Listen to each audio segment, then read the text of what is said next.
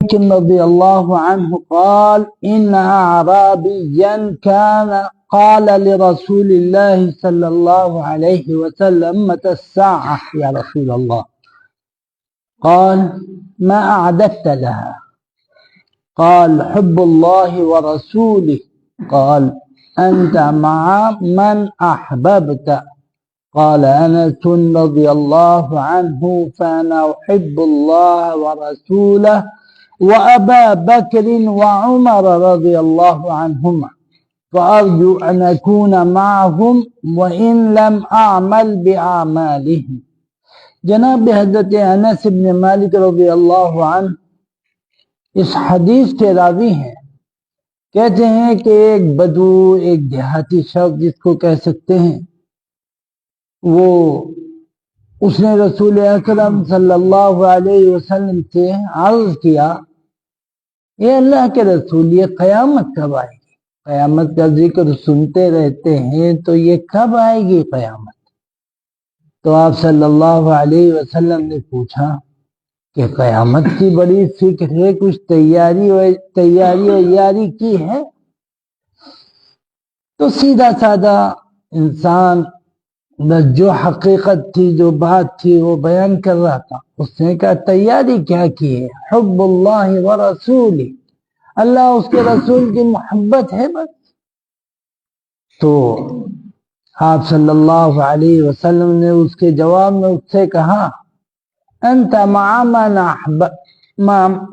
من احببت، جو شخص جس سے محبت کرے گا تو اللہ اس کا حشر، اس کا معاملہ اسی کے ساتھ کرے گا.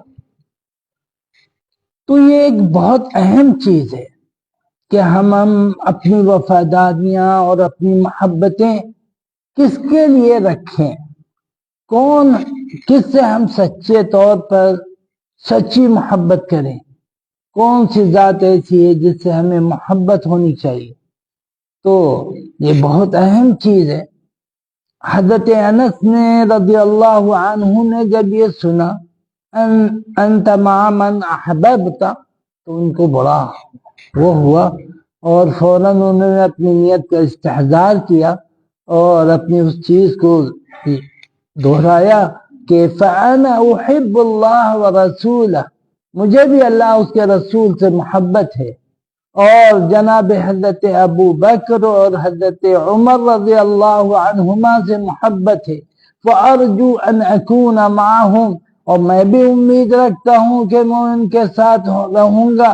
وَإِن لَمْ أَعْمَلْ بِأَعْمَالِهِمْ، اگرچہ یہ حقیقت ہے کہ میں ان کے جیسے بڑے بڑے کام تو نہیں کر سکا، لیکن کیونکہ جو جس سے محبت کرے گا تو اسی کے ساتھ اس کا اللہ تعالی حشر بھی فرمائیں گے. تو بہت زیادہ اس کو اہمیت کے ساتھ لینے کی ضرورت ہے کہ لوگ پتہ نہیں کن کن لوگوں سے اور کیسے کیسے الٹے سیدھے لوگوں سے بھی محبت کرتے ہیں. تو ان کو بہت ڈرنے کی ضرورت ہے کہ آپ اتنے بڑے شیطان نہیں ہیں، لیکن کیونکہ آپ ان سے محبت کرتے ہیں تو کہیں اللہ تعالیٰ آپ کا ان شیطانوں کے ساتھ حشر نہ فرمائے.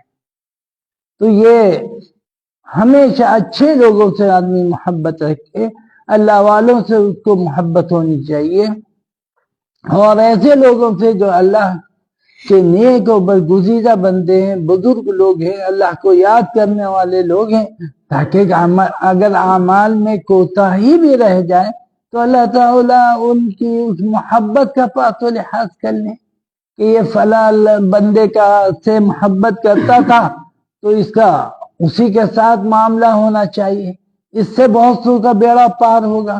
لیکن نیک اللہ کے برگزیدہ بندوں سے محبت ضروری ہے اور ہونی چاہیے تاکہ آخرت کے معاملے میں کچھ مدد اس سے مل سکے اور بیڑا پار ہو سکے. وعن عبد الله رضي الله عنه قال جاء رجل إلى رسول الله صلى الله عليه وسلم فقال يا رسول الله كيف ترى في رجل أحب قوما ولم يلحق بهم؟ فقال رسول الله صلى الله عليه وسلم المؤمن مع من أحب. حضرت عبداللہ رضی اللہ عنہ راوی حدیث ہیں کہتے ہیں کہ ایک شخص رسول اکرم صلی اللہ علیہ وسلم کی خدمت اقدس میں حاضر ہوا اور اس نے کہا کہ اللہ کے رسول صلی اللہ علیہ وسلم، آپ کا کیا خیال ہے کسی ایسے شخص کے بارے میں جو کسی سے محبت کرے، اور محبت ایسی ہو مضبوط والی، لیکن اس سے کبھی ملا تک نہ ہو، کبھی ملاقات نہ ہوئی ہو، لیکن محبت کرتا ہوں۔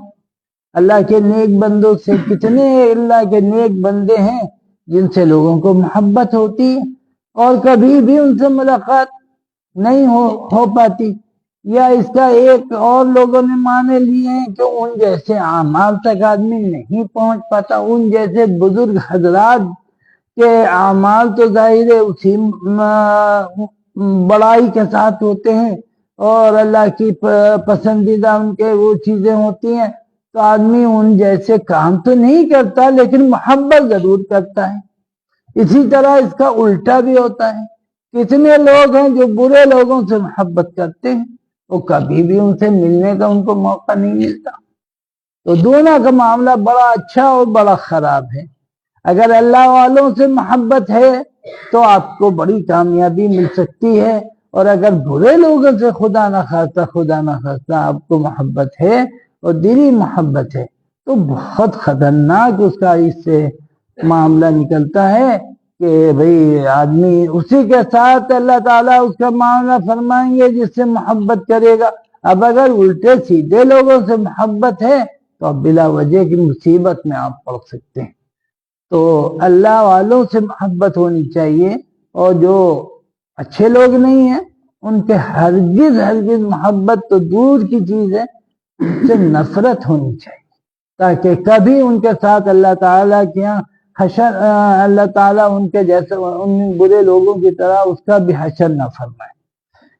وعن ابی ہریرہ رضی اللہ عنہ قال قال رسول اللہ صلی اللہ علیہ وسلم ان اللہ تعالی قال من عاد لی ولیا فقد آذنته بالحرب وما تقرب إلي عبد بشيء أحب إلي مما افترضت عليه وما يزال عبدي يتقرب إلي بالنوافل حتى أحبه فإذا أحببته كنت سمعه الذي يسمع به وبصره الذي يبصر به ويده التي يبطش بها ورجله التي يمشي بها وإن سألني أعطيته ولئن استعاذني لأعيذنه۔ حضرت ابو ہریرہ رضی اللہ عنہ اس حدیث پاک کے راوی ہیں، کہتے ہیں کہ رسول اکرم صلی اللہ علیہ وسلم نے ارشاد فرمایا کہ اللہ تعالیٰ کا ارشاد ہے، کیا اللہ تعالیٰ کا ارشاد ہے کہ جس نے میرے نیک بندے سے دشمنی کی، میرے کسی برگزیدہ بندے سے جس سے مجھ کو محبت ہے، ایسے کسی بندے سے اگر کسی نے دشمنی کی فقد آذنته بالحرب، تو میرا اس شخص سے اعلان جنگ ہے، میرا اس شخص کے خلاف جنگ کا اعلان ہے۔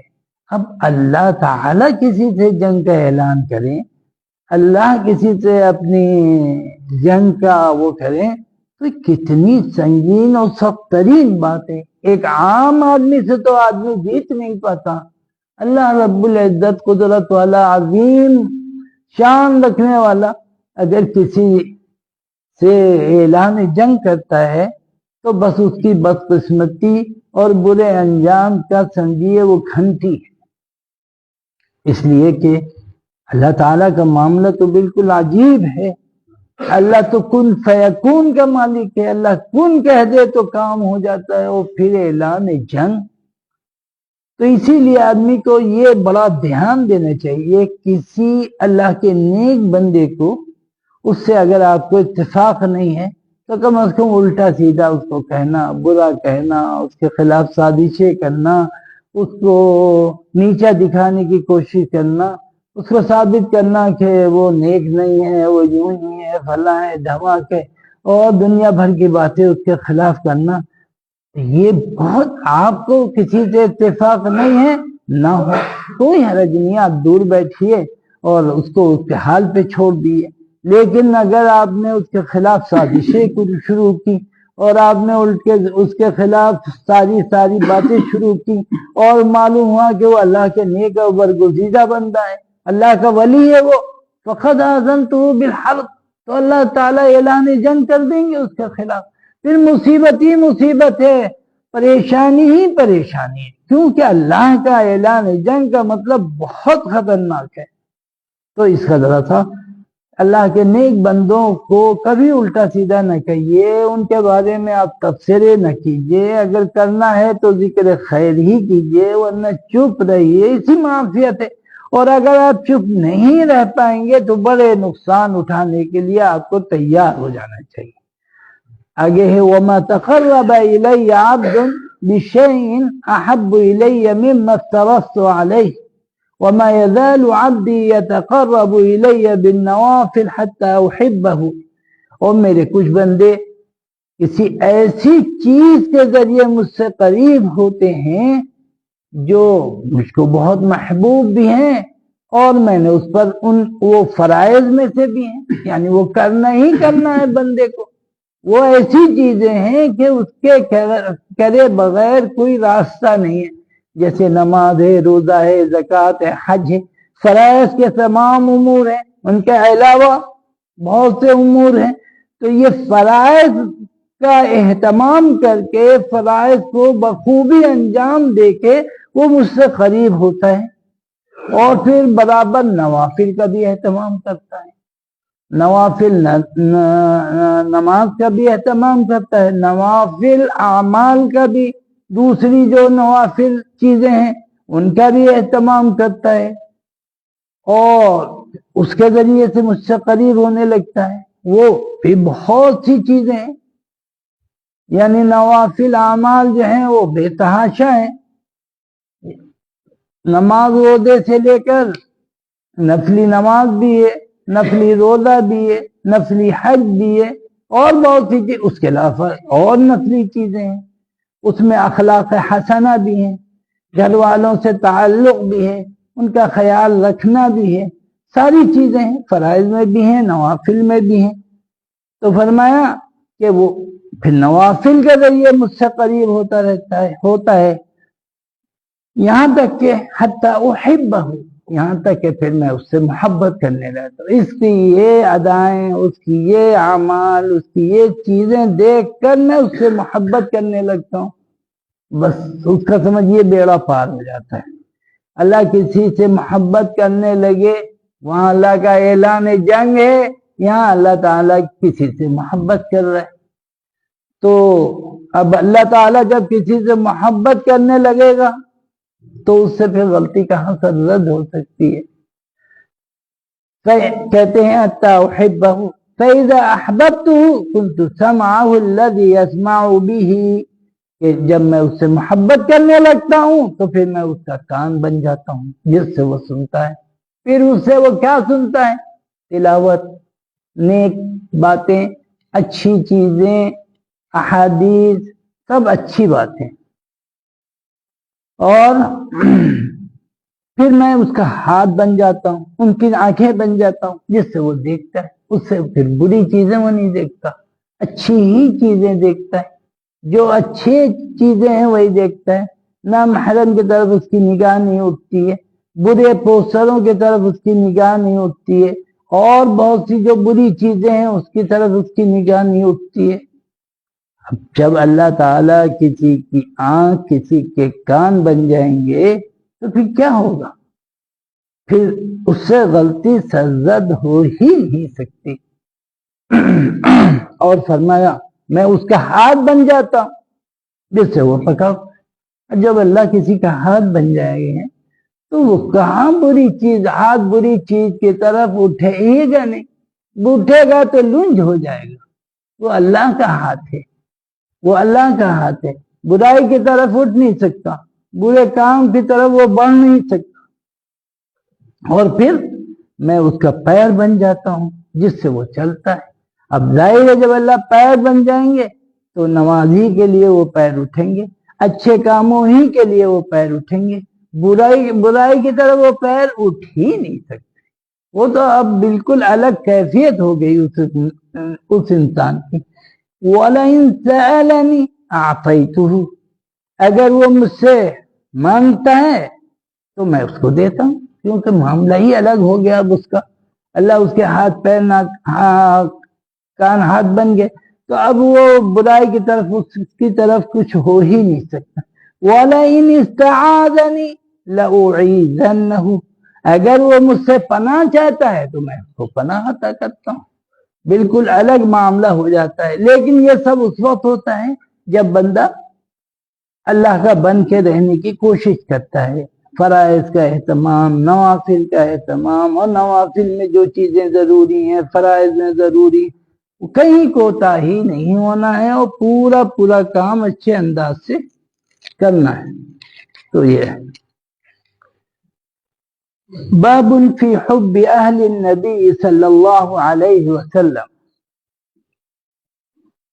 یہ باب اہل بیت سے محبت کا ہے. اہل بیت کے محبت کا باب بہت سے اعتبارات سے بہت اہم ہے. ایک تو اہل بیت کا معاملہ اور ان سے محبت، یہ بہت بڑی چیز ہے. اور اہل بیت کی محبت میں پھر غلو بھی ہونے لگتا ہے، اور جب غلو ہونے لگتا ہے اہل بیت کی محبت میں تو پھر خطرناک رخ کی طرف بھی بات بڑھنے لگتی ہے. کیونکہ اعتدال ہر چیز میں ضروری ہے. جتنا جس کا حق ہے اتنا ہی اس کو حق دیا جائے تو وہ اچھا ہوتا ہے. جیسے کہ آپ صلی اللہ علیہ وسلم نے فرمایا تھا لا تطرونی کما اطرت النصارى، مجھے اتنا میری تعریف میں غلو نہ کرو جتنا عیسائیوں نے عیسیٰ علیہ السلام کے شان میں غلو کیا اور ان کو کہاں سے کہاں بلا وجہ پہنچا دیا. تو تم بھی احتیاط کرو، جتنا حق ہے اتنا ہی رکھو. تو یہ اہل بیت کا یہاں یہ بات شروع ہو رہا ہے. اور اہل بیت کا باب بھی بہت اہم ہے. بعض وقت افراد و تفریط میں آدمی مبتلا ہوتا ہے. یا تو اہل بیت کی محبت اتنی بڑھ جاتی ہے کہ وہ غلو میں شامل ہو جاتی ہے، یا پھر شیعوں کی دشمنی آ جاتی ہے تو اس میں بھی غلو ہوتا ہے. اور اس میں غلو یہ ہے کہ اہل بیت کا جو مقام و مرتبہ ہے اس کو کم کر دیا جاتا ہے.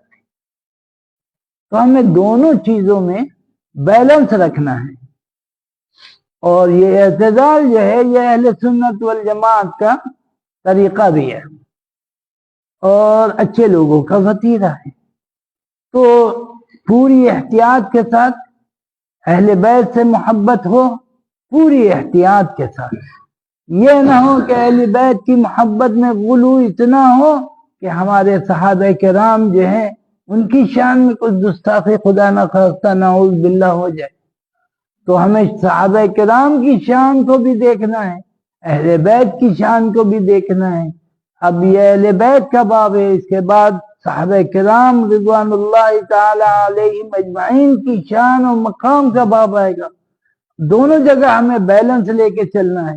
نہ شیعہ ہو جانا ہے کہ ان کے شان میں گستاخی ہو جائے. اہل تشیع جیسے تھوڑا غلو کر دیتے ہیں وہ نہیں ہونا چاہیے، یا ان کی مخالفت میں ہم اتنے بڑھ جائیں کہ اہل بیت کی محبت کے دامن کو چھوڑ دیں. ان کی محبت میں ہمیں کمی، ان کی محبت کم درجے میں ہمیں دکھنے لگے اور ان کو کم درجہ ہم دینے لگے. تو دونوں میں احتیاط ضروری ہے. اللہ تعالیٰ کا ارشاد ہے اعوذ باللہ من الشیطان الرجیم انما يريد الله ليذهب عنكم الرجس اهل البيت ويطهركم تطهيرا ويطهركم تطهيرا. اللہ تعالیٰ کا ارشاد ہے کہ اہل بیت، اللہ تعالیٰ تمہاری گندگی کو کہہ لیے یا آلودگی کو دور کر دینا چاہتا ہے، اور یہ اہل ازواج مطہرات کے لیے خاص طور پر ہے، لیکن شارحین لکھتے ہیں کہ پورے اہل بیت کے لیے یہ خوشخبری ہے، اور یہ ان کی بڑائی کی چیز ہے کہ اللہ تعالیٰ کو، اہل بیت کو بالکل اللہ تعالیٰ صاف ستھرا رکھنا چاہتے ہیں، کوئی گندگی، کوئی دھبا، کوئی الزام ان پر نہ ہو، یہ اللہ تعالیٰ چاہتے ہیں، اور بالکل پاک صاف کر کے رکھنا چاہتے ہیں۔ دوسری آیت میں اللہ تعالیٰ کا ارشاد ہے قُل لَا أَسْأَلُكُمْ عَلَيْهِ أَجْرًا إِلَّا الْمَوَدَّةَ فِي الْقُرْبَى، کہ ہم تم سے کوئی اور دوسرا مطالبہ نہیں کرتے، کچھ اور نہیں چاہتے، بس یہ چاہتے ہیں کہ رشتہ داریاں ہیں تو وہ رشتہ داریاں قائم رہیں، محبتیں باقی رہیں، یہ نہ ہو کہ کسی دوسری چیزوں کی وجہ سے جو رشتہ داریاں ہیں وہ بھی ختم ہو جائیں۔ تو یہ جو آپ صلی اللہ علیہ وسلم کے بارے میں لوگ الزام لگاتے تھے کہ آپ جو ہیں رشتوں کو توڑ رہے ہیں، خاندانوں کو جدا کر رہے ہیں، تو ایسا کچھ نہیں ہے۔ اللہ تعالیٰ خود کہہ رہا ہے کہ آپ کہہ دیجئے لا اسألکم علیہ اجرا، کہ ہم تم سے کوئی اور مطالبہ نہیں کرتے، دنیا نہیں چاہتے، کوئی اور میرا مقصد نہیں ہے، بس یہ ہے کہ رشتہ داریاں ہیں تو باقی رہیں۔ اور اللہ تعالیٰ کے ارشاد ہے وَمَنْ يُعَظِّمْ شَعَائِرَ اللَّهِ فَإِنَّهَا مِنْ تَقْوَى الْقُلُوبِ، جو شعائر اللہ کی، یعنی جو اللہ تعالیٰ کے تعظیمات ہیں، اللہ تعالیٰ کی محرمات ہیں، ان کی تعظیم کرنا یہ بہت اہم اور ضروری ہے، اور یہ اللہ تعالیٰ کے یہاں دل کی پاکیزگی میں سے، دل کی جو اچھے دل والے، صاف ستھرے دل والے، تقوی والے جو لوگ ہیں وہ اللہ کے شعائر کا پورے طور پر تعظیم کرتے ہیں، احترام کرتے ہیں، اور اس کے جو تقاضے ہیں ان کو پورا کرتے ہیں۔ وعن زید بن ارقم رضی اللہ عنہ قال قام رسول اللہ صلی اللہ علیہ وسلم یوما فینا خطیبا بماء يدعى خما بین مکہ والمدینہ فحمد الله وأثنى عليه ووعظ وذكر ثم قال أما بعد أيها الناس فإنما أنا بشر يوشك أن يأتي رسول ربي فأجيب وأنا تارك فيكم ثقلين أولهما كتاب الله فيه الهدى والنور فخذوا بكتاب الله واستمسكوا، فحث على كتاب الله ورغب فيه ثم قال وأهل بيتي أذكركم الله في أهل بيتي أذكركم الله في أهل بيتي۔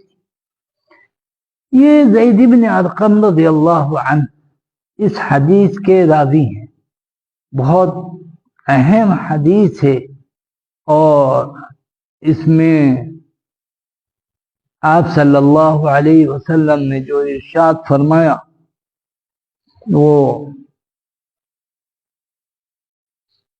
جو دوسرا طبقہ ہے وہ اس حدیث کو بالکل کہتا ہے کہ ہمارے مسلک کے اعتبار سے بالکل ہماری تائید میں یہ حدیث ہے، کیونکہ آپ صلی اللہ علیہ وسلم نے فرمایا ہے اس میں وَأَنَا تَارِكٌ فِيكُمْ ثَقَلَيْنِ أَوَّلُهُمَا كِتَابُ اللَّهِ فِيهِ الْهُدَى وَالنُّورُ فَخُذُوا بِكِتَابِ اللَّهِ وَاسْتَمْسِكُوا، فحث على كتاب الله ورغب فيه ثم قال وأهل بيتي أذكركم الله، یعنی ظاہر ہے کہ میں تمہاری ہی طرح سے ایک انسان ہوں، اور جینا اور مرنا یہ ہر انسان کا خاصہ ہے، اور یہ میرے ساتھ بھی یہ پیش آنا ہے کہ مجھ کو بھی موت آئے گی، تو جب مجھ کو موت آ جائے گی تو میں تمہارے درمیان دو بہت بھاری بھرکم چیزیں چھوڑ رہا ہوں، اور یہ خطبہ ہے آپ کا جو خم نام کے ایک چشمے کے پاس آپ نے دیا تھا، جو مکے اور مدینے کے درمیان ہے، مقام جحفہ میں वहां आपका ये बड़ा अजीम खुतबा हुआ है और इसमें अल्लाह ताला की हम्द व सना के बाद आपने वाज़ व नसीहत फरमाई थी। उस मौके पे ये फरमाया था आपने कि अना बशर यूसिकु अन यातिया रसूल रब्बी, मैं तुम्हारी तरह से एक इंसान हूँ और हो सकता है मेरा रब का कासिद मेरे पास भी आ जाए और मुझे जाना पड़े, तो फिर क्या होगा आगे के क्या मसला कैसे हल होगा, किस रास्ते पे तुम लोग चलोगे, तुम्हें क्या चीजें देखनी है, किस पर अमल करना है। तो फरमाया वाना तारिकुम फीकुम सकलैन, मैं दो भारी भरकम दो बहुत अहम चीजें तुम्हारे बीच में छोड़ के जाने वाला। वो दो अहम और बड़ी चीजें क्या हैं? किताब अल्लाह फील हुदा व नूर, एक चीज तो अल्लाह की किताब, एक चीज तो उसमें अल्लाह की किताब है। फखुदू भी किताबिल्लाह वस्तमसिकू, और आपने अल्लाह की किताब पर लोगों को आमादा किया और उसको मजबूती से थामने के लिए कहा और किताबुल्लाह की रग़बत दिलाई, उभारा लोगों को उसकी रग़बत दिलाई। तो फरमाया फखुदू किताबिल्लाह, अल्लाह की किताब को पकड़ लो, मजबूती से थाम लो, और फिर अल्लाह की किताब की अहमियत बताई, उस पर उभारा और रग़बत दिलाई, तरगीब दी उसे। फिर आपने जो फरमाया व अहल बैती उज़क्किरुकुमुल्लाह, दूसरी चीज गोया कि मेरे घर वाले हैं, मैं तुमको अल्लाह की याद दिलाता हूं अपने घर वालों में, और मैं तुमको अल्लाह की याद दिलाता हूं अपने घर वालों में। अब शारहीन यहाँ जो लिखते हैं कि एक यहाँ से मुराद सुन्नत रसूल है कि अल्लाह के रसूल सल्लल्लाहु अलैहि वसल्लम की जिंदगी, ये अहले बैत से मोहब्बत सुन्नत रसूल से मोहब्बत है। और अहले बैत के क्या यहाँ तज़किरा बहुत सोने लिखा है, असलन ये है कि आप सल्लल्लाहु अलैहि वसल्लम अहले बैत की अहमियत बताना चाहते हैं कि देखो कहीं ऐसा न हो कि तुम अहले बैत को बिल्कुल भुला के रख दो और उनकी हक तलफी करो। उनसे तुम्हें मोहब्बत होनी चाहिए, हर उम्मत को उनसे मोहब्बत होनी चाहिए, अहले बैत से हर उम्मत। क्यों? अल्लाह के रसूल सल्लल्लाहु अलैहि वसल्लम का घर है, वो हमारे मोहसिन के घर वाले हैं, हमारे ऐसे रसूल के जो आखिरी रसूल हैं, उनके वो अपने घर वालों से क्या मामला करते थे, किस तरह पेश आते थे और कैसा उनसे आप सल्लल्लाहु अलैहि वसल्लम को मोहब्बत थी, ताल्लुक था, वो हर उम्मती को होना चाहिए, उसमें कोताही नहीं होना चाहिए। अहले बैत की मोहब्बत में कमी नहीं होना चाहिए, लेकिन कमी हिसाब से नहीं होनी चाहिए। ये ना हो कि आप उनको हद दर्जे आगे बढ़ा दें, हद दर्जे उनको आला मकाम दें जो उनके शायान शान ना हो। हमें अहले बैत से मोहब्बत होनी चाहिए, लेकिन जैसी होनी चाहिए। हमें उस तरह से नहीं होने चाहिए कि बस हम इन्हीं को सब कुछ समझ लें और सहाबा के मकाम और मर्तबे को न समझें। हमारे सहाबा किराम का जो मकाम है, जो मर्तबा है, जो कुर्बानियां हैं, जो आप सल्लल्लाहु अलैहि वसल्लम से उनका ताल्लुक और कुर्बान, वो बेतहाशा है। तो हमें वो भी देखना है, अहले बैत की मोहब्बत को भी देखना है। और यहाँ लोग कह रहे हैं कि इसका ये मतलब नहीं है कि बस किताब अल्लाह के बाद अहले बैत है, बल्कि यहाँ आपने उम्मत को इस बात की तरफ थोड़ा सा तवज्जो दिलाई कि देखो मेरे घर वालों की हक तलफी ना करना। बाकी उम्मत के लिए तो वही चीज है जो और मुख्तलिफ अहादीस में भी और कुरान की मुतअद्दिद आयात में भी हर जगह यही है कि हमें किताबुल्लाह सुन्नत रसूलुल्लाह से ताल्लुक होना चाहिए। ये जो हदीस है ठीक है, हदीस है, लेकिन यहाँ ज्यादातर शारिहीन ये लिखते हैं कि इससे मुराद अहले बैत की हक तलफी ना हो, इसकी तरफ उम्मत को तवज्जो दिलाई गई है। اور اگر آپ اسی پر بالکل جڑ جائیں گے تو پھر حق تلفی ہونا، اور کس کی حق تلفی ہوگی؟ صحابہ کرام کی۔ تو ہمیں صحابہ کرام کی ادنا درجے میں اگر کوئی کمی ہم دماغ اور ذہن میں آ رہی ہے تو سمجھ لیے پھر ہمارا ایمان خطرے میں آنے جائے۔ ہمیں صحابہ کے مقام و مرتبے کو بھی سمجھنا ہے اور اہل بیت کے مقام و مرتبے کو بھی سمجھنا ہے، اور یہ اس میں بیچ کا راستہ ہے۔ ایسا نہیں ہے کہ ہم ادھر چلے جائیں یا ادھر چلے جائیں، یا تو ناصبی بن جائیں یا رافضی بن جائیں، ایسا نہیں۔ ہمیں دونوں کے مقام و مرتبے کو سمجھنا ہے، اور جیسا ہمیں اپنے بڑوں سے، اپنے بزرگوں سے وہ دیکھنے کو، سننے کو، اور ان کی جو تحریریں ہیں ان کو پڑھنے سے جو بات معلوم ہوئی ہے وہ یہی ہے کہ اہل بیت سے بھی محبت ہو اور ہم صحابہ کرام پر بھی فدا رہیں، دونوں چیزیں ہوں۔ تو اس میں یہی ہے کہ آپ نے اہل بیت کی جو یہ ہے کہ وَأَهْلَ بَيْتِ أُذَكِّرُكُمُ اللَّهِ، میں اللہ کی یاد دلاتا ہوں اہل بیت میں، تو اس کو سمجھنے کی ضرورت ہے۔ اور اللہ تعالیٰ نے جو مقام و مرتبہ دونوں کا رکھا ہے، وہ دونوں ایک دوسرے سے کوئی ایسا نہیں ہے کہ ہم ان کی کمی کریں تو حق ادا ہوگا یا ان کی کمی کریں تو حق ادا ہوگا، کسی کے میں کمی نہیں کرنی ہے۔ ہر ایک کا مقام و مرتبہ مسلم ہے، زبردست ہے، کچھ بھی اس میں نہیں کیا جا سکتا۔ دونوں کی عزت و احترام کرنا یہ ہمارے اوپر ایمانی فرض ہے، اس فرض کو ہمیں ہر طور پر پورا کرنا ہے۔ صحابہ کرام سے بھی پوری محبت رکھنی ہے اور اہل بیت سے بھی پوری محبت رکھنی ہے۔